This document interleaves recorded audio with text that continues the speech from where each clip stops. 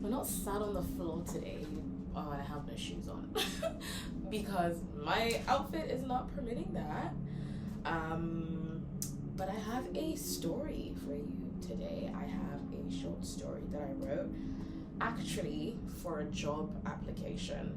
I was like, because the job was like, you know, I looked at the company and it was like, wow, this is perfect. And they were like, we appreciate honesty, write a story. And I was like, this is my jam.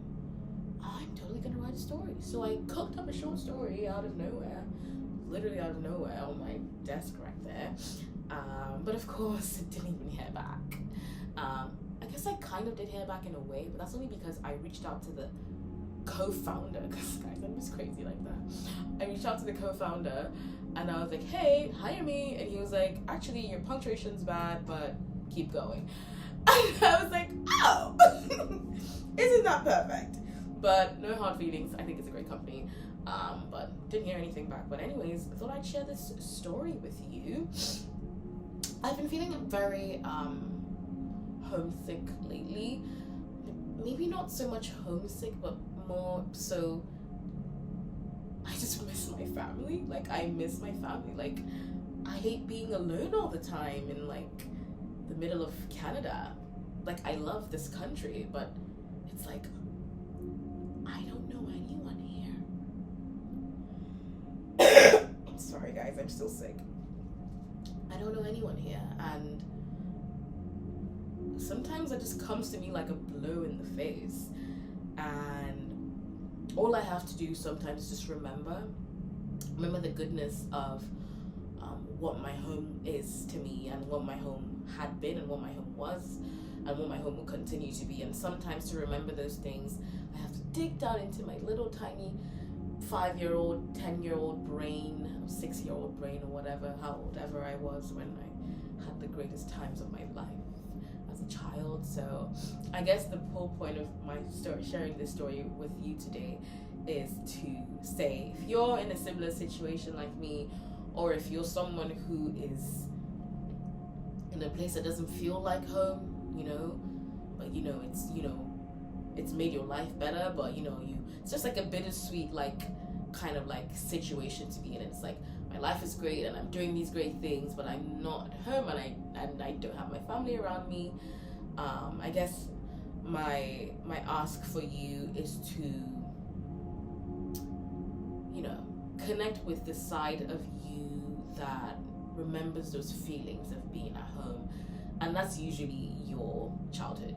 Connect with your childhood. Like, remember those things that made you happy, remember those sounds, remember those feelings, remember even the things that annoyed you, remember them and appreciate them. And text your mom if you can, text your sister, text your dad, text your mother, text your aunt, text someone, remind them of that memory, laugh about it, say, hey, do you remember when, oh my gosh, how crazy was that? And just laugh about it, you know.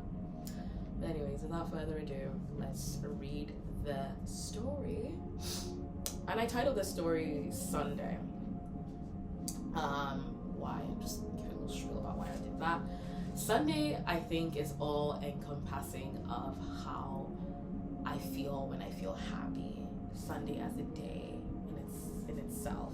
And oh, how cute is my little like journal? Oh, can't really see that, but oh, guys, I made like a yarn like art, which is so cute.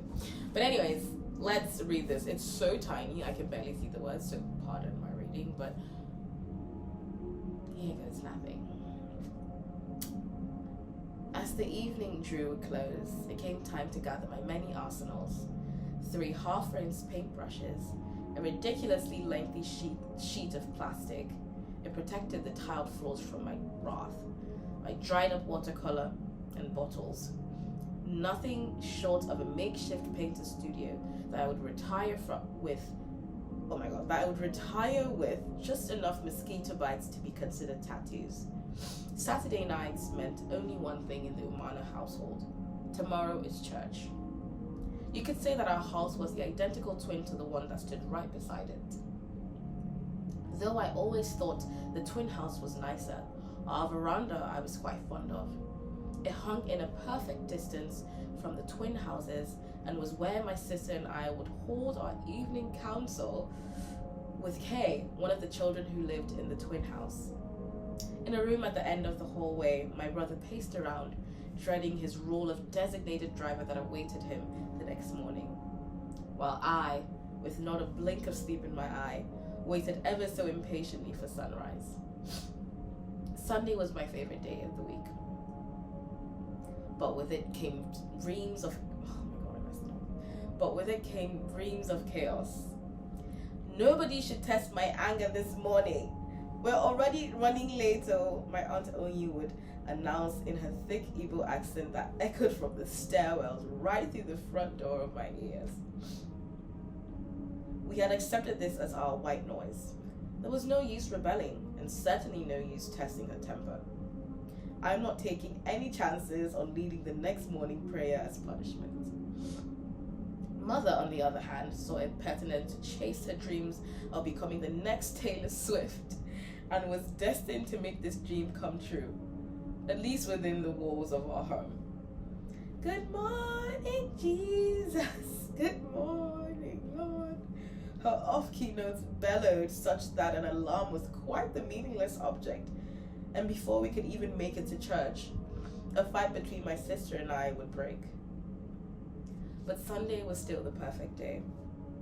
Not because of the lunch outing that came almost immediately after church service.